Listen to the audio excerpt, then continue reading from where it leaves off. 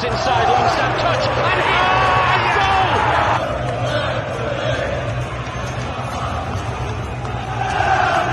Through for Almiron, the cutback, here's a chance for number 10!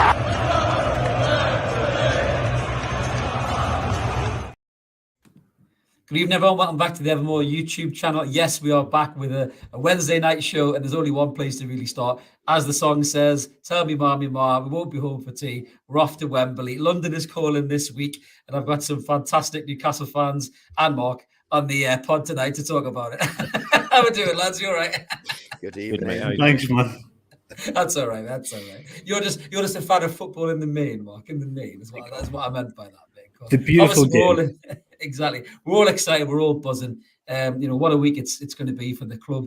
We're going to get stuck right into how we feel about it. Obviously, PK is a Wembley wobbler, so we're going to be interested to hear what his plans are going to be down in the capital. This man will cause carnage wherever he is down there, I'm sure, when he's down in the big smoke.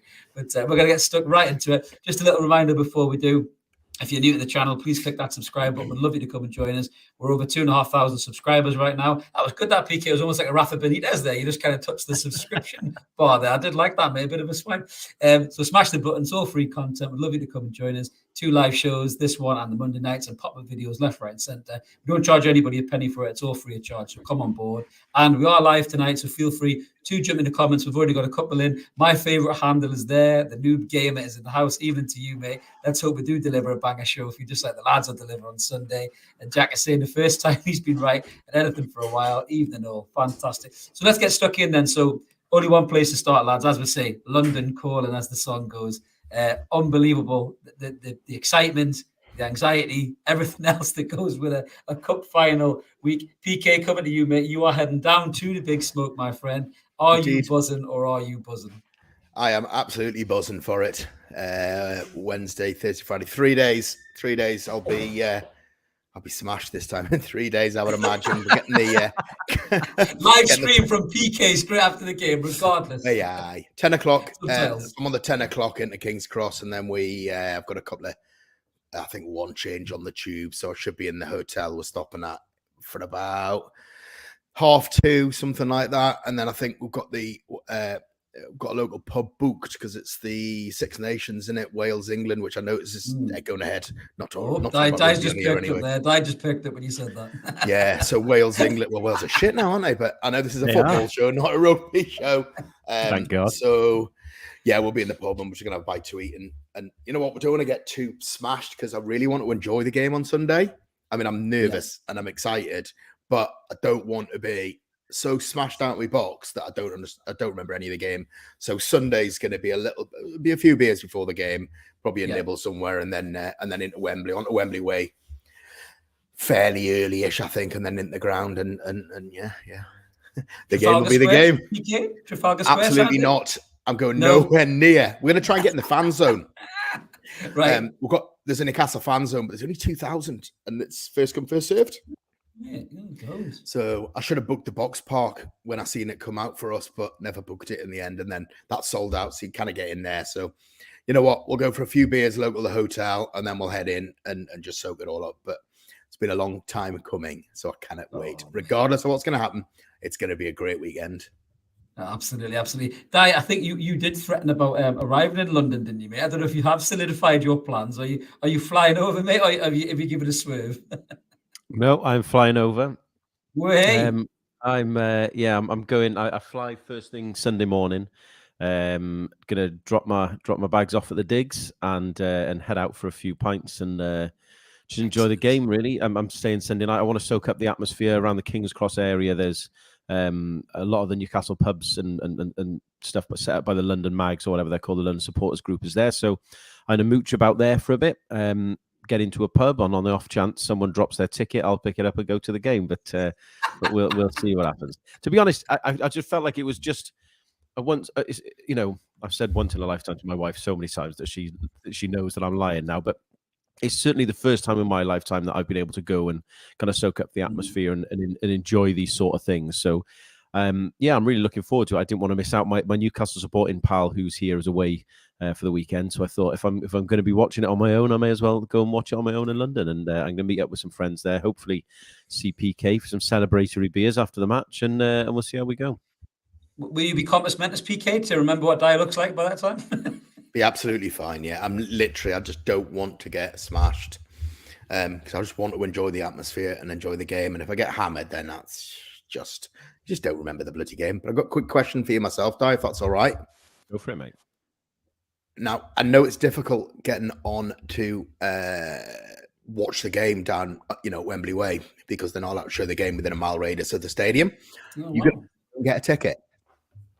Yeah, I think I'm going to try and head up there relatively early, and I think I'll give myself a cut-off point, and if I haven't picked anything up or seen anything knocking about by that point, then I'm not going to watch it around the ground. I'll head back to the King's Cross area, I think, because that's where the majority of Newcastle fans, I think, are going to watch it. So I'll give myself a cut-off point so I can make sure I can get into a pub and then head back there. But yeah, if anyone watching knows of any spares, I'm sure there's loads floating around. Let me know.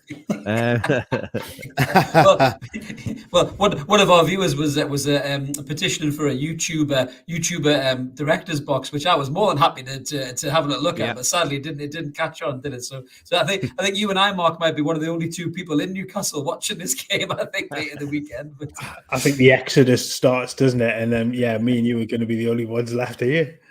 It sounds like it, mate. But are you excited, mate? Are you excited? We haven't decided whether we were pubbing it or homing it, mate. The life of a dad. Oh, how fun it is. I know. I think pub's calling, to be fair. So I think that might have to happen. He says through gritted teeth with the kids outside going, what are you doing? No, I think, look, it's good to see them back. It's what, 99 was the last one, and it didn't go well. I'm just dying to see the atmosphere. I'm dying to see the war flags again with what they'll take. I'm dying to see what everybody else has taken with them, because there are some. We talked about this on Monday. There are some stinkers that are going down in terms of the flags that people they don't get the together. And there's some brilliant ones. So I'm dying to see what it's all going to be like. The atmosphere, obviously pre-game, it would be great to be down there to sort of sample it and stuff. But I'm sure there will be plenty on the social media of people taking videos and stuff of it. So yeah, it's just going to be a cracker weekend for everybody, and just hopefully, the right result at the end of it. Well, we do have a friend of the show and sometimes panelist, because he's so busy now, young Dan, blue tick man. He is going to do a bit of a vlog for us on the way down. He's promised, so we should get some footage. He is heading to Trafalgar Square, the little intrepid reporter that he is. So he might get swallowed up in there, PK. So if you are dicey and you have to throw in the old Hasselhoff red boy from Baywatch to save him, because he might just be disappearing on a Mexican wave somewhere halfway down Trafalgar Square. But I mean, the content this week, even already, as you lads said, it's only Wednesday. There's been so much going on. I've seen so many interviews popping up. Sean Longstaff was down at Tynemouth Beach the other day. They were talking to him there. Dan Burns has been interviewed. Obviously, Eddie Howe's been interviewed. Keith Downey's been everywhere I've seen, just about what content they're doing. I think he was going for a dog walk with Eddie Howe. I can't wait to see that. They'll probably be on Sky the day of the game, I'd imagine. But it sounded like a fantastic interview, a bit like they did with Bruno, but with Eddie Howe across the town more. So that sounds really good. And I think it's just great to see Sky giving Newcastle some respect, as opposed to rather than just going, oh, well, Man United are going to turn up and beat them, which seems to be what a lot of their supporters are thinking. Certainly, if you look at social media, which I know you should never take that as read. But I mean, I don't know if you lads have seen it. Get coming to you first on this, mate. Have you noticed it? I know you've got a Manchester United fan friend as well, so I'm sure he's not like that, because I've actually spoken to him before. He seems like a nice guy. But have you noticed a lot of Manchester United arrogance, that they think they're just going to rock up and do us, mate? Is that what you're seeing? Because I'm certainly seeing a bit of that. I'm seeing a bit of that, but I think, for me, this is all about Newcastle United. And yeah, they might think they were going to roll us and beat us and whatever. Good for them. They can think whatever they want. And for what it's worth, I don't think they'll roll up and roll us over. But I think, were I going to have a bet, I'm not sure I'd be backing us. But I don't think that's what this is about, to be totally honest with you. In my view, it's, as good as 25 years since we've last been in a game like this. I think I don't really care what they think. I don't give a shit what Sky think. I don't care what anyone on Man United TV or any other I couldn't give a toss. As for me, I think this is an opportunity to enjoy the moment and enjoy the ride. And if you'd have said to me 2-3 years ago that right now you'd be going to a cup final, you're fifth in the league, game in hand against the team in fourth, I would have thought you're on acid. So the fact that we're actually here and it's happening and it's real, I think is amazing. So personally, I couldn't give a shit what they think, and it just adds to the, we've said on our chat a couple of times before, my main thing is I just want to enjoy it, and if we win, we win. If we lose, we lose. It is what it is. With that said, I do really dislike Manchester United, and it would be absolutely lovely to nick one in the 91st minute or something like that. I think would be ideal, but it is what it is. I think that's probably one thing we can universally all agree on. I think, to be fair, on this channel, over the years we have hated Manchester United. I suppose it takes us nice little segue, the segue, PK, into the next section of are we into? And I had to explain this to Mark because he didn't know what the hell I was talking about pre-recording. It was my little play on words. So obviously going into the game, PK. I know I had a bit of I wouldn't say it was a rant, it was more of an observation.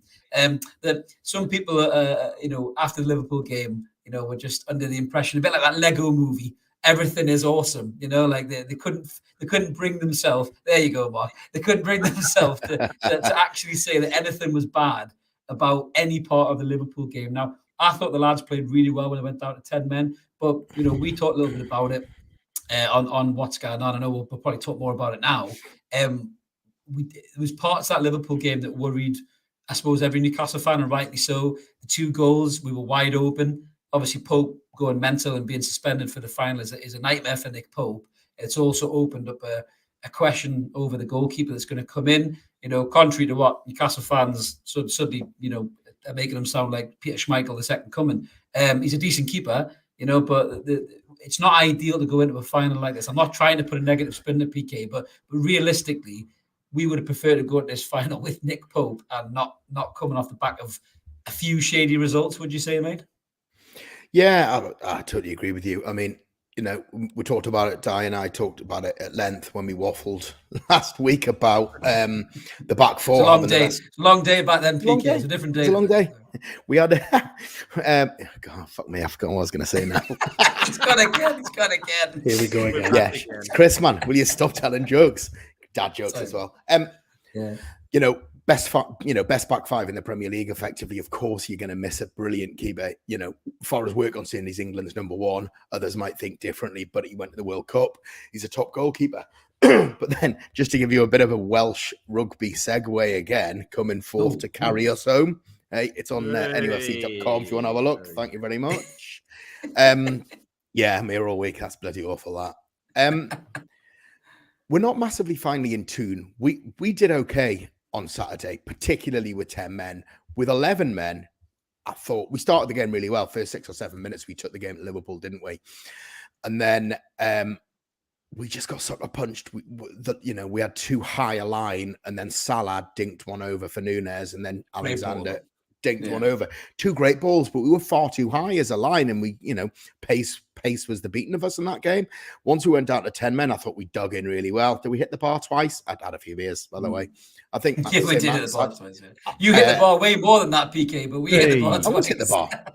It's part and parcel of going to games, you know what I mean?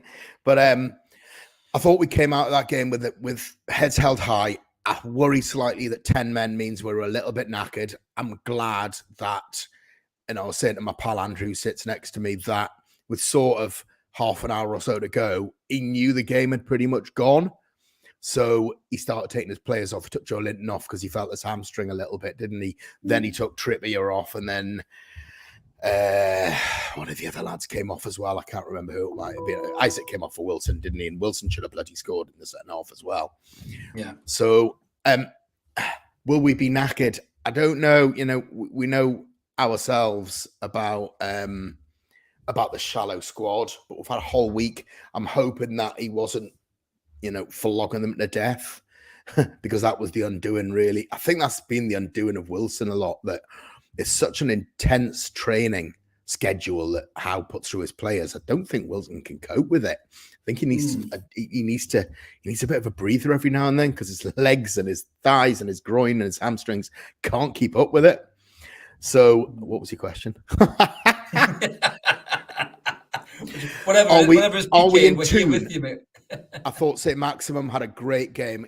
We spoke about him last week, and we're a bit nervous. And was he the undoing for Dan Burn? And we spoke about all of that. If you haven't watched it, tune in to last week's show. There you go.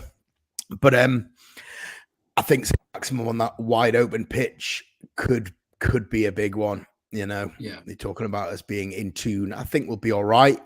We're going to come to the actual game later on, but we've lost 2 games all season. I wouldn't necessarily say we're out of tune. Yeah, we could do with a couple of wins under our belt, but it's a cup final. Anything can happen. Over the die, I'm waffling. No, well, I'll get Mark's take in there before he falls asleep. He's not going to do that. Mark, as the football purist on the channel, obviously you always try and look at things pragmatically. As PK says there, we've only lost 2 games, so it's not like panic stations or anything like that. But some of the things that have obviously happened over the last week with the goalkeeper, but before that as well, the games where we could have done better and probably should have done better. Sadly for us, Manchester United have really picked up form as well, haven't they, in that period? We did speak about this before we come on, Mark. They've got a massive game though on Thursday. Do you think that's going to have a bit of an impact, maybe to help us as well going at this game? I mean, I hope so. I'm with the. Sorry, I really don't like them either. So there we go. I'll Nobody does. My colours to the mast there. Look, they are in exceptional form. They do have a really tough game though on Thursday night. The return leg against Barcelona, and they're gonna really have to get through that. I guess the hope for that is it ends in a draw and goes to extra time. I think that's the ideal scenario for everybody. But then, you look at their form, they've lost once since the 6th of November, and that was against Arsenal. They're winning an awful lot. Marcus Rashford, I think in the last 17 games has only managed to not score 3 times. And in one of those games, he got 2 assists and he only played for 29 minutes. So he's in exceptional form. Sorry. Will you piss off? What are you trying to do to us here? We're just losing Mark's feed, everybody. We're just losing Mark's signal. Yeah, Mark, can you hear us? Are you there? Look, let's go back to Newcastle's form though as well. So we talked about, if you look at league form as a whole, yes, league form's not been great, but again, you've only lost 1 game since Liverpool going back to August. You lost a game in the cup against Sheffield, Chef Wed, so include that too. But of the last sort of 7 games, you've got 4 wins, 3 draws, and a defeat. It's not exactly ridiculously poor form. No. The XG in games suggests that Newcastle are still creating chances. They're still getting into those forward areas. They're just not taking them. At some point, that will click. It's not like They're not. Yeah, exactly. So it's Sunday. It's not like they're not creating chances. They're not getting into the Pistons. They've stopped playing. It's not been as good, but they're still doing what they were doing before. They're just not getting the run of the run of the ball in those positions. So, and that has to change. And I think when you talk about you've got players coming back. So Joe Linton they'll have rested him an awful lot in training this week, I would imagine. Willock likely will be probably back in the squad. You hope for the weekend. You've got Saint-Maximin coming off an exceptional performance against Liverpool. And the rest of the guys can take massive credit for the way that they played for 68 minutes at the weekend and really pushed Liverpool and probably should have got something. We talked about this on Monday. They really should have got something out of that game because they had so many chances to have got it. Not the clear-cut ones, but that really Newcastle a couple of months ago would have taken those chances. And they really battled. So huge effort there. And they've got a week off. Manchester United have that game midweek, and they've only got a couple of days of recovery. And it's essentially for them. You're looking at it's 2 potentially 2 cup final sort of performances that they have to put in.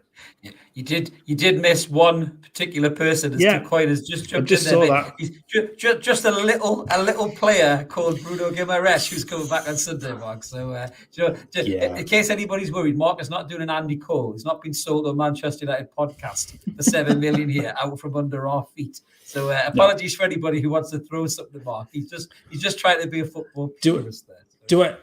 The other thing as well, I know we normally do this in the previews and stuff, but I did put together some head-to-head stats for cup matches, and they're not particularly good viewing. And they mean absolutely. Let me just say they mean absolutely nothing because this is a cup final. So I'm not going to bring them up.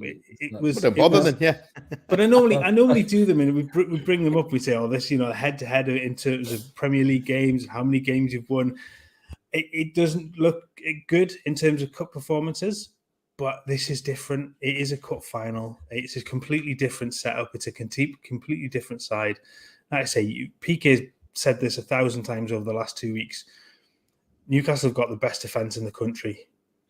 They have not conceded goals. I'm willing to say that last weekend was an anomaly because based on performances over the season, it absolutely has been. So, I think they pick up where they've left off before and can carry on. Yeah, well, we're going to get some positivity here because we are going to win because we've got the best left back in the Premier League. Over to you, Di, to talk about Danville. Mark's dropped off.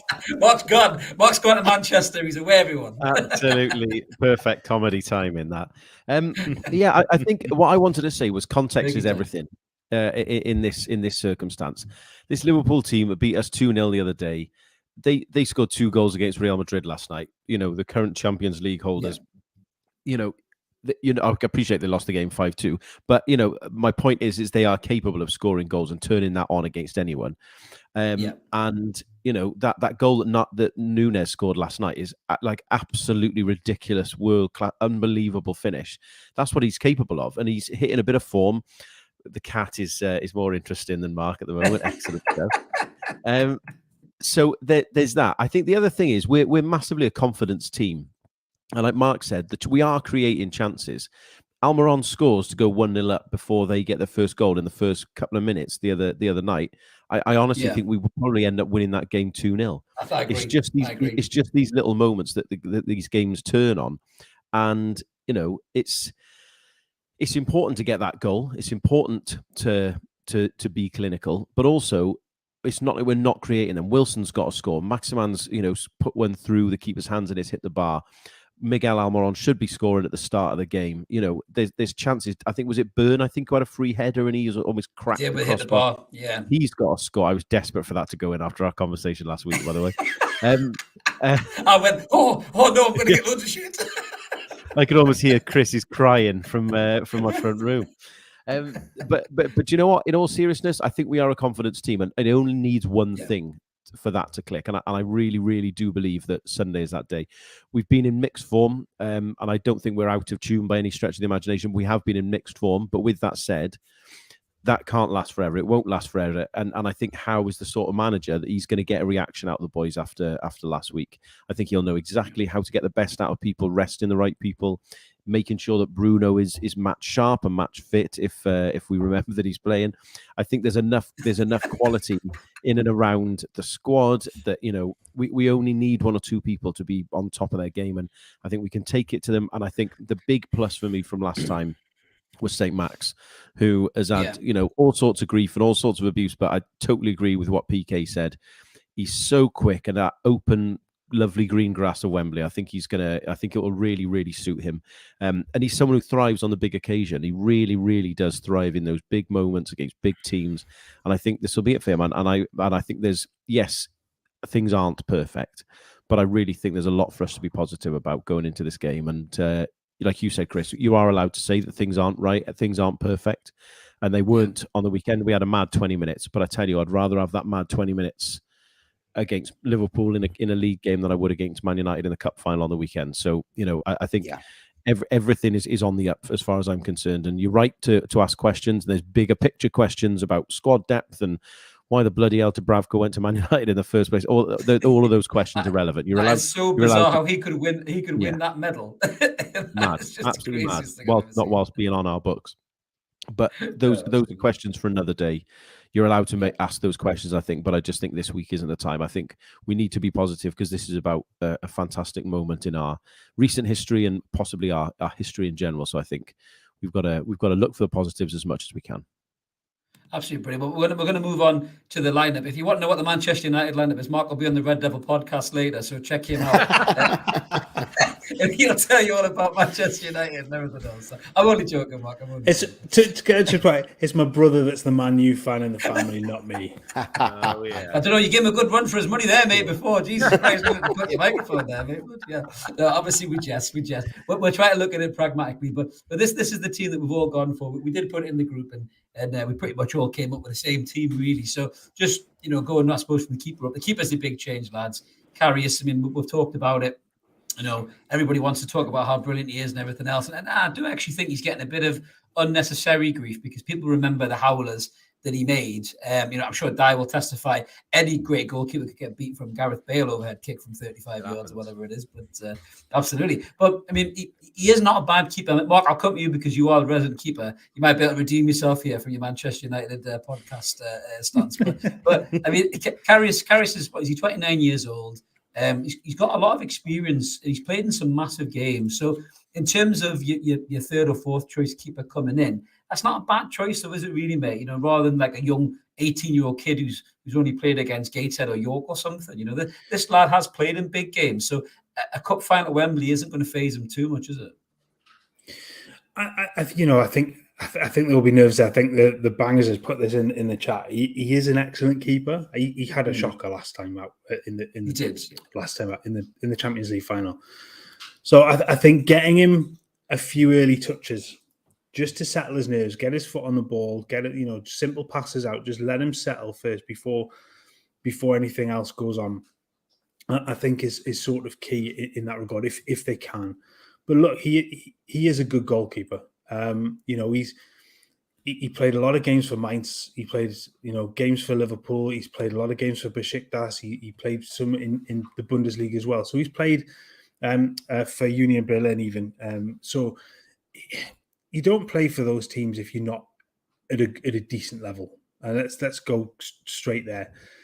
Everybody remembers the Champions League final because it is the biggest game to play in. And because of what happened, this is always going to come up. But I do think there's like we've seen with some of the other players, that there's an element of redemption in this story. And it's almost, if you want to believe in it, fate that this comes round. Do you know what I mean? So it's a huge game. It's a huge one to be dropped into. I'm not saying for one second suggesting that Nick, fate suggested Nick Pope was going to completely lose his mind at the weekend. But it does feel like that kind of coming for. I think PK used this talking about in our chat earlier about Joe Linton coming full circle and potentially being a match winner at the weekend. You kind of think this. I've got that in my head about Karius, that almost that this could be his story. This could be what his career has led up to, for him to have made those mistakes, come back and prove himself on that stage. That's an interesting point from Sai there. I mean, who didn't get a whack off Ramos in that game? Did he go and whack somebody's mother in the crowd? He was a right shit house in that game, wasn't he? But that's a fair point, though, isn't it? It absolutely is. It absolutely is a good point. And I just think, like I say, full circle, he's a good goalkeeper. I think he is a step above, obviously, in terms of Gillespie.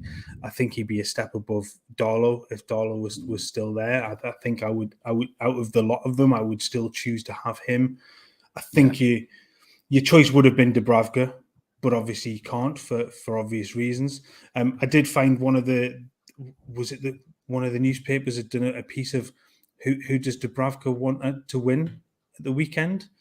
And it was like, Dubravka finally tells us who he wants to win. He's not going to say Manchester United. Of course he's not. He'd get run out of Newcastle in seconds. Well, at a bollocks.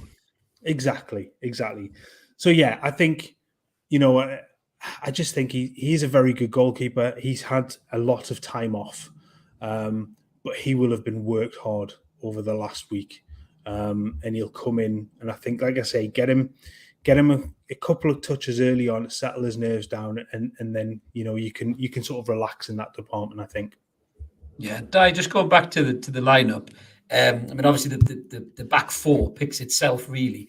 Kieran Trippier will do his best to get on the ball. We all know Dan Burns, a world-class left back, mate, don't we? So I mean, the back two as well. I mean, they're going to be in for a game. I think, as we said, Rashford's in brilliant form, but as PK said as well, mate. I mean, this is the best back four in the Premier League. And you would back the lads to handle what Manchester United throw at them. But I think it's probably the second banks up and the midfield and the attack, mate. I mean, we've all gone for the same.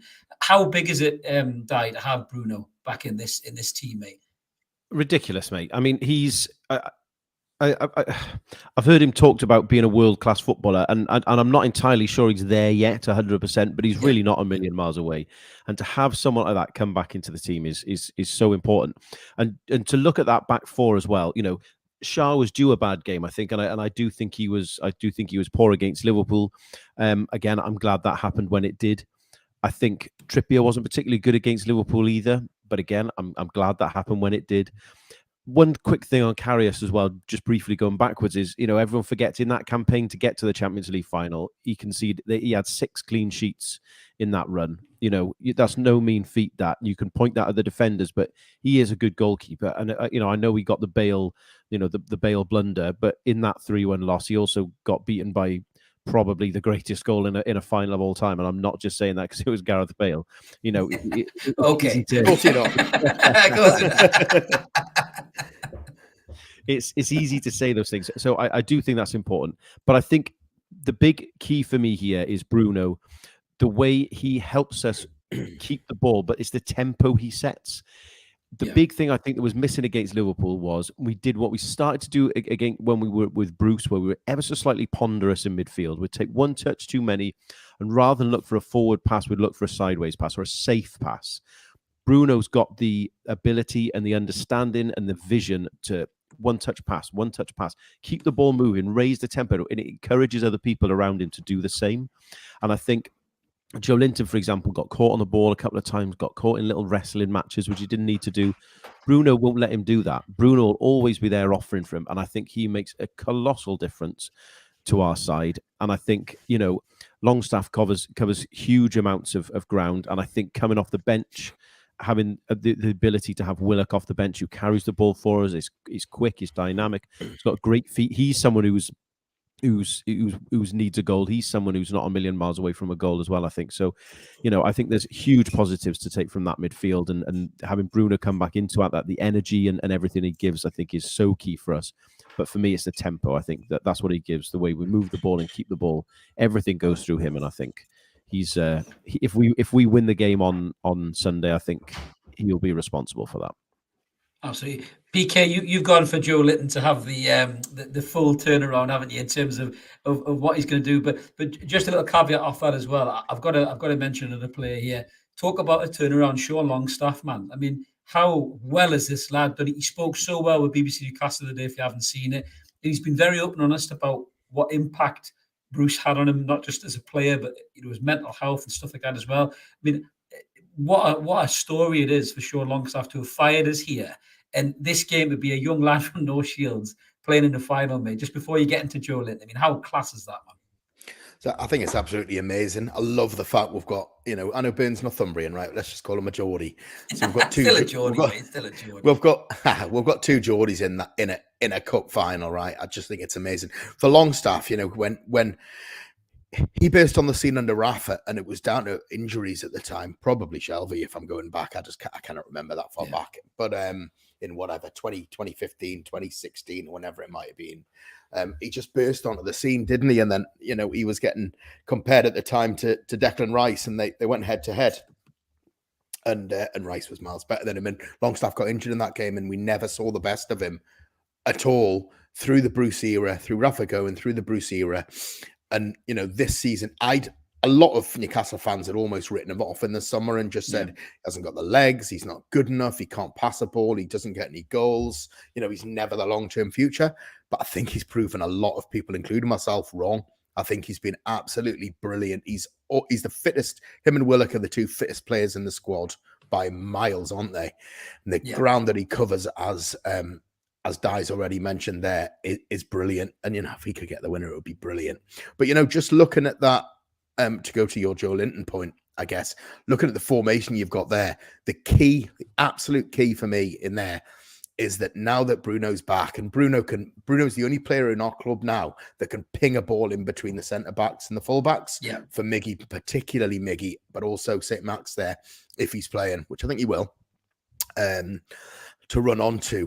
But look at where Joe Linton's positioning is there, and look who he's going to be helping at left-back. Yeah. Massive for me. During the Liverpool game, Joe Linton was pretty much bang middle, wasn't he? And then Dan Burn gets exposed. We were speaking about that last week. I think Joe Linton there helping Dan Burn and, fighting back against either Anthony or Sancho or whoever it might be. It's going to be massive for me. So Bruno coming back and then Joe Linton in that midfield is brilliant. It's going to be four Brazilians in a midfield 6, with probably Fred and Casemiro against Joe Linton and Bruno. It's going to be interesting. 2 World Cup Brazilians against a World Cup bench and a player that just didn't make it, unfortunately. It's going to be really interesting because there's some real athletes in that midfield, isn't there? Absolutely. Mark, just to bring you back in as well, talking about, the impact of Bruno before we jump up and talk about the striker department, which a few guys in the comments have maybe questioned our inclusion of Callum Wilson. Again, with Bruno, Mark, he's been such a massive miss since he's been missing through that suspension. I agree with everything that the boys have just said as well there. I mean, this is a huge game for Bruno. I personally hope he can just keep his head a little bit. I hope he doesn't get a bit emotional like he can do. But if he does what he does as a player, mate, Bruno could win this game for us on his own, Mark, couldn't he? I certainly in that huge part of it. But I think the key to Bruno is look at, and we touched on this last week, is look at the passing networks that Newcastle have when he's in and out the side. If you go back to before, when Newcastle are playing well, you see Bruno in the middle, and then the passing networks are generally forward, and he's playing those balls, and he can get them into to Willock on the left, as he was, Almiron right, out to Longstaff, out to Joe Linton, and plays it all around. Without him there, it's very flat. There's nothing that goes forward and wide. It all goes sort of from Longstaff or Joe Linton out wide to either Burn or to Trippier. Di touched on that point before. Excuse me. So yeah, when your excitement. Yeah, absolutely.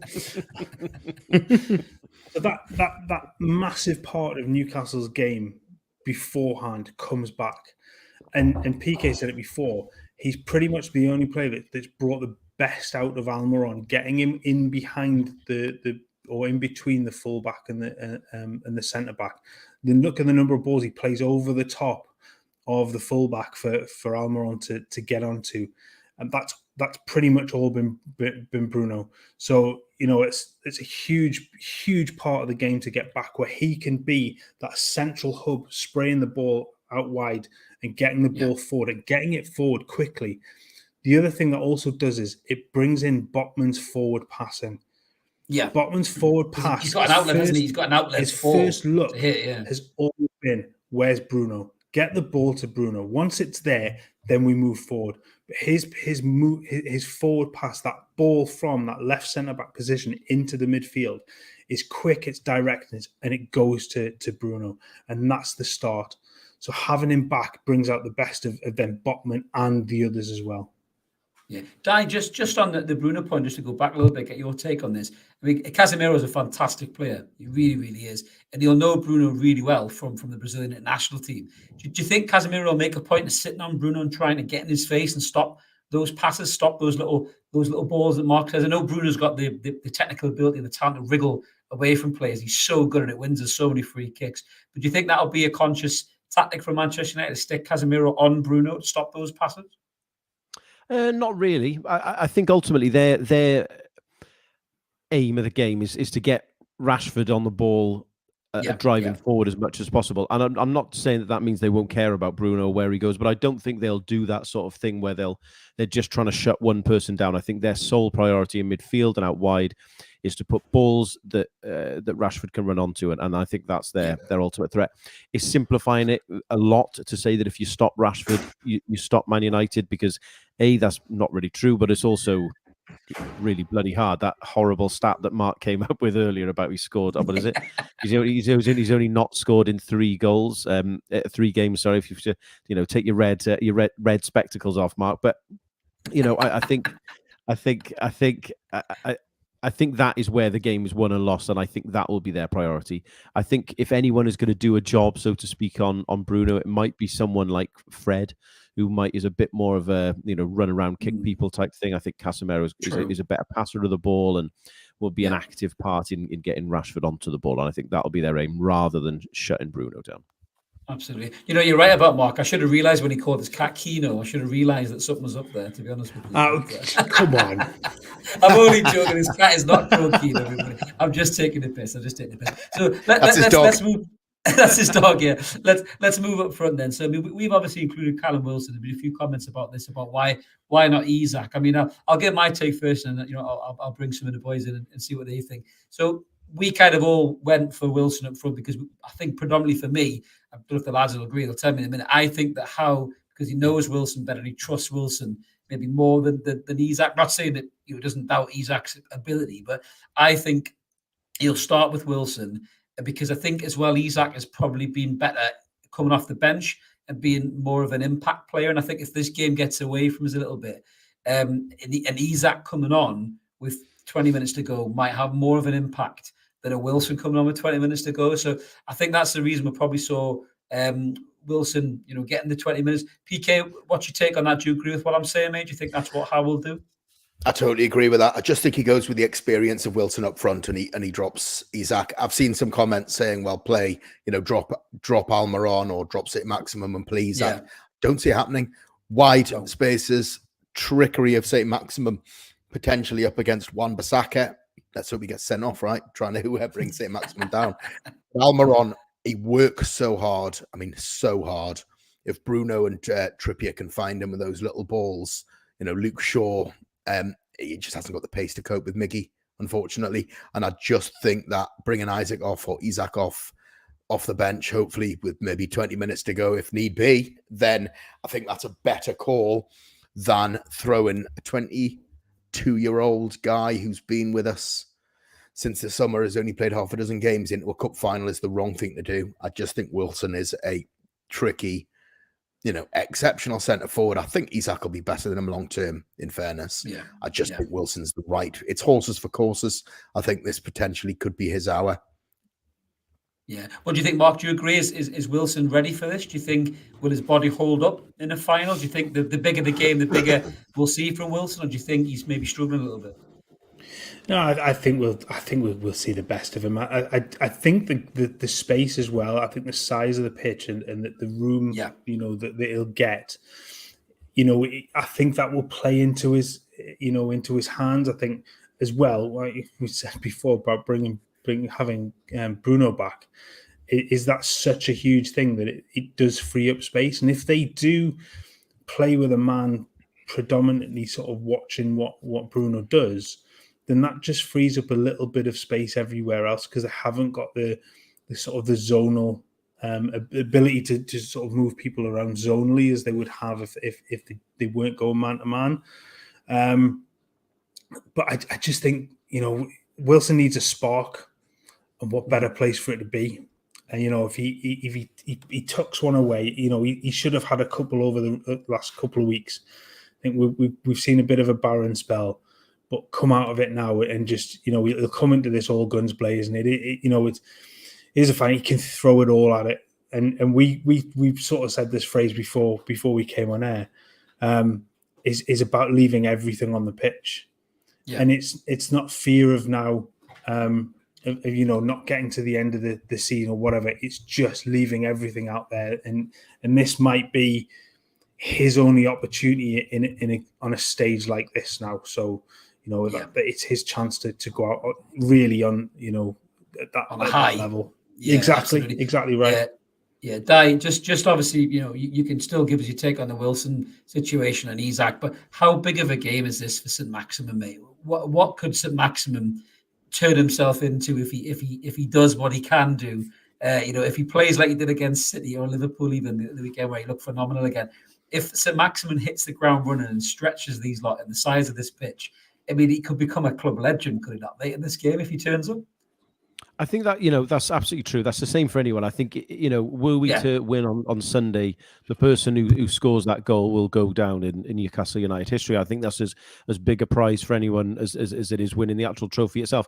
Look, we've had this conversation on our group, and I'm sure we've had it on here as well. I've defended St. Max the whole time here. I think he's been harshly criticised. I think he's been unfairly treated. He's not been good all the time. He's had some shockers.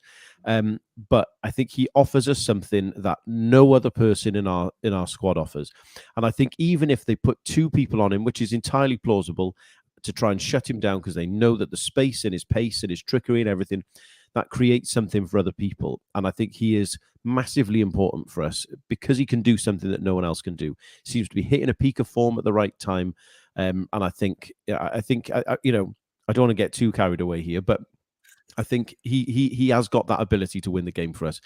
Briefly going back to the Isak situation, I think he's looked most dangerous coming off the bench for us of late. Yeah, I agree with that. I'm still not entirely sure he's fully match fit, which is why he's maybe drifted in and out of games at times. But he's also kind of been in situations where he's played games where he's not had the big hitters around him all the time, which also hasn't helped. So the last thing about Isak and the combinations and everything is that I think if we need to get a goal, to bring Isak on is one thing, but I think how we'll change the shape if we do that, go to a 4-2-3-1.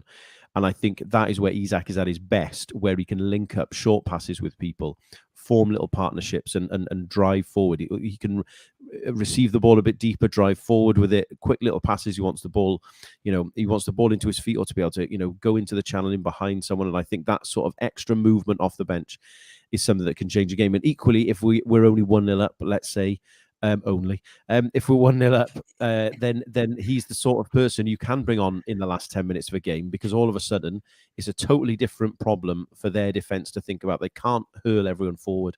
You have to keep someone back to keep an eye on him.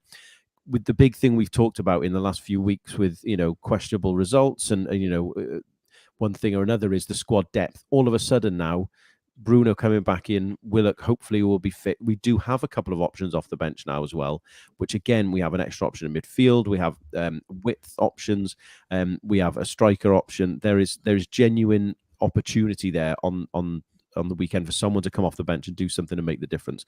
So I think Howe also is a master of, I think, getting his players up and doing the right thing by his players. And I think to drop Wilson would also be a mistake, because I think that would be Howe's a better man manager than that as well. And I think all of these things combined, I think we've nailed the starting lineup, I'll be honest, and I hope that is what starts. And I hope we don't need to see Isak, mate. I hope we're cruising 4-0 up, and we've got all the goals in the bag, and we can just get the cigars out, and he can eat his Swedish meatballs on the side, and we can all have a few cans and enjoy it. He'll make it 5, mate. He's going to take our Bears title, so Isak will make it 5, and that'll be that.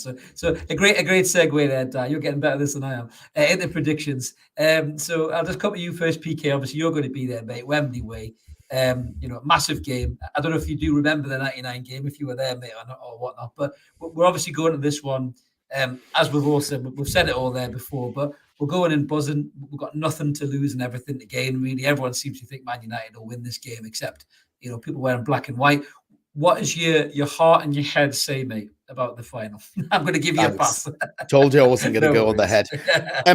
Before I give you my two predictions, one with head and one with heart, I'm going to take you back, I guess, to 98, 99 and 2000, 2 cup finals and a semi-final.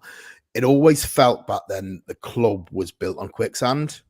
Yeah. We didn't have any structure to the club. We didn't have any, I don't want to talk about money, but we didn't have the kind of money that we're going to have for the long term to be able to build a proper project.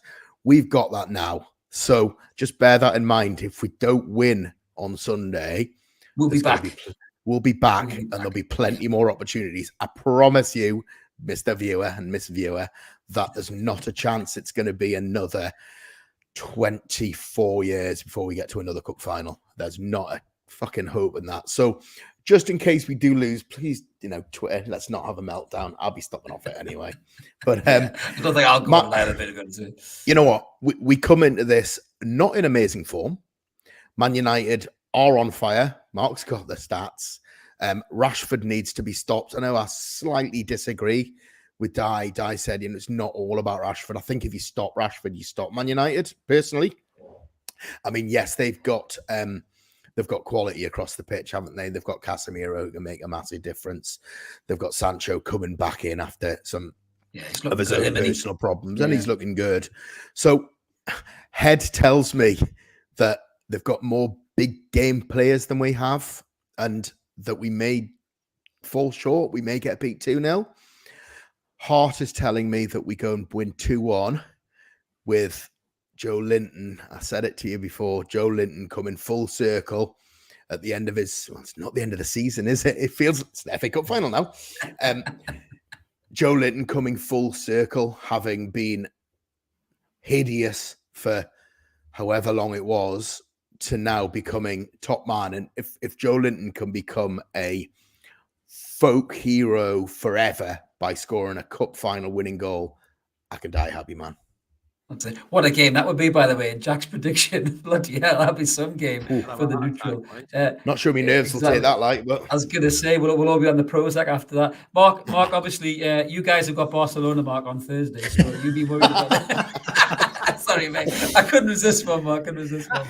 But obviously, mate, it is a bit of a two-pronged prediction, Mark. He's gone again. He's going back to Carrington. So it's a two-pronged prediction again, Mark, isn't it? Heart and head, really. And I think every neutral really, wants to see us beat these lot because, yes, they haven't been the force they've been over the years, but they are. I mean, they just seem to have a real arrogant way about them as a fan base, and it just irks everybody, doesn't it? So I think even the neutrals are rooting for Newcastle here, mate. But is it a head and heart one for you as well? Give me two predictions. I'll give you a pass as well. So I won't. We'll give you enough shit tonight. I won't hang you out to dry. It's given us plenty. That's it's been good. No. I think in terms of form, I think you do. I think PK said it, you lean towards Man U. I think they're absolutely. He's absolutely right. They've got some big game players in there. Yeah. But Newcastle at this stage are an unknown quantity, and that possibly works in their favour. They don't have. I guess that everything on the line for the one game, so. It's not like there's another cup competition to go for. Have they lost out a little bit in terms of the league, and that can carry on maybe as a Europa sort of run where Manchester United are now sort of heading into that title conversation, if not a little bit too far behind. Newcastle can put everything on the line at this point, and I think that possibly makes the difference. That's a great point too, as well. By the way, Mark, just to cut in the two teams that beat us were unbelievable teams, or streaks ahead of everybody in the league. This isn't the team that we're playing at the weekend. They're not there yet. They're on their way back, but they're not there yet. No, I mean, just look at the lineup of players in that 99 side. When you know your midfield still contains Beckham, Giggs, Keane, Scholes. Don't start singing, come on, you Reds, come on, you're redeeming yourself here. Don't stop waxing lyrical. Schmeichel, Parker, Pallister, and all that. Yeah. But no, I do think that Newcastle will do this. Yes, I think they might not have the form in terms of momentum going with them, but I think they've got the will to do it. And like I say, I just think they've got less commitments around. They've got more time off between the last game. It's not going to be as big a game in terms of what they've just come from. Man, you've got to leave a lot out on the field on Thursday night. And I just think Newcastle having Bruno back is huge. I'll go 2-1 to Newcastle. That is 2-1 to the only United in this game. PK, you just wanted one quick point before we go to Di, mate, for his.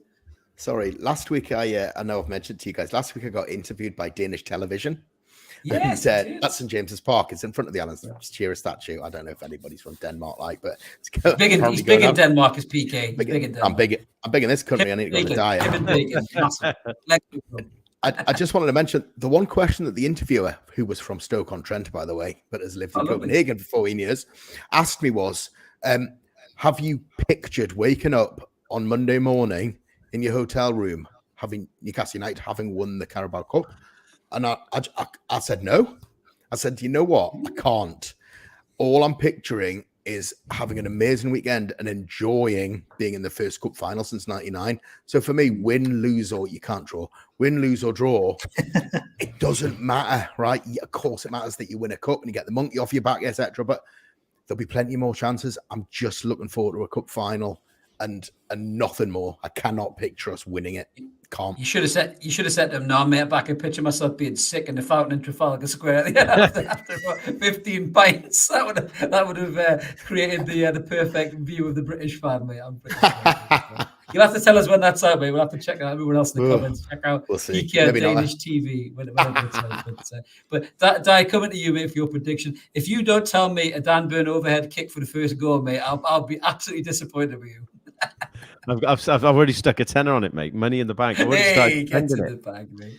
My phone will light up when that happens. I'm pretty sure with your number on the back, mate. my face. It's your face. It's so hard, isn't it? And I really, really think that whatever happens here, I do think it's dangerous to have the idea. Sorry, PK, that this is the first of many and whatever. And only because as Newcastle fans, we've been burnt before, and I personally, I stand by it. I've said the same as PK all week. My thing is, I want to have a good weekend. I want to enjoy it, and we'll see what happens. If we win, we win. We don't, we don't. I'm reticent about thinking that this is the first of many because anything could happen. The Saudis could decide they don't fancy it anymore. They could buy Man United after sell us. Do you know what I mean? Like there's a plethora of things that could happen, and I'm not on that bandwagon yet. So I think that ideal of winning it does hold that little bit more weight, I guess. Do you know what, oddly, when you start saying that, I have thought about that. I've thought about how I will react after if we did win on Monday morning, it's quite, it gets your stomach going. It gets everything going a bit. Your emotions or whatever. A bit emotional, mate. Yeah, absolutely. But I think if I'm going to put a tenner on it, I think I'm putting a tenner on United. And I obviously Dan Burn overhead kick, first goal scorer. But a tenner on United. That's sitting on the fence a little bit, isn't it? For me. There's two United. Massive splitters in his arse. I think I would stick a tenner on them. With that said, I also don't think it is the foregone conclusion that everyone else. So my heart is very much saying a 1-0 Newcastle win. Not necessarily a Dan Burn overhead kick, but I don't know. I do fancy us. I think we've got a really, really good chance. And I think we've got a strong team. If you were going to tell me that one of our first 11 is going to miss this cup final, it being Nick Pope probably wouldn't be the end of my world, if I'm being 100% honest with you. So, that there is, if there's going to be a downside, it's not the worst downside. Bruno's back.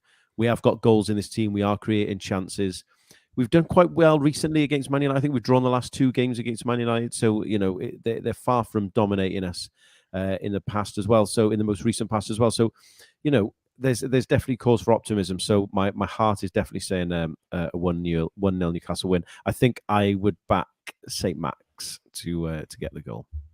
To grab the goal. Well, I mean, I'll end the predictions here, lads. It is a heart and a head thing. I think everything in your head tells you, that Man United are in good form, and they're obviously wanting their way back to major trophies. And Ten Hag's looking for that first pot as well to get that monkey off his back, as PK says. But for me, there's certain moments when you look at teams and underdogs and all that kind of thing, and in so many sports where there just feels like there's something magical happening, and just it's almost like stars are kind of aligning a little bit for something to happen.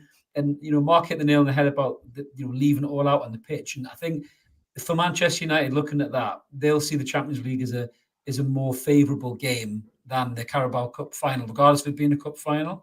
And I think for me, it's all about, can we channel that spirit? Can we channel that intensity that Eddie Howe has developed at this football club? If we step onto that football pitch and we play 100% like Eddie Howe's Newcastle United has played this season in the main, I think we win it.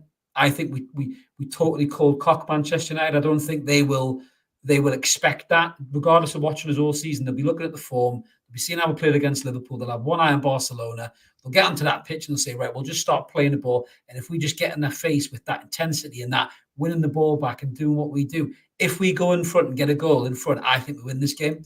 I really, really do. I think if we get a goal in front, we win this game. That's got to be the message from Eddie Howe to the players.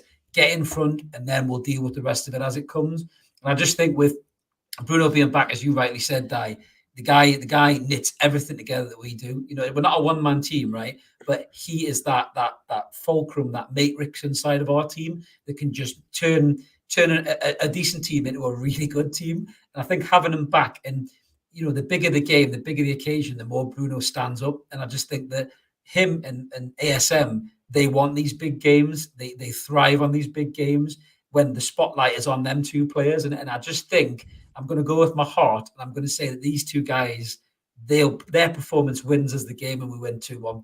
So that's what I'm going for at the weekend. Obviously, if we lose, as PK says, listen, you know, nobody's got a right to expect you to be the cup final every single year.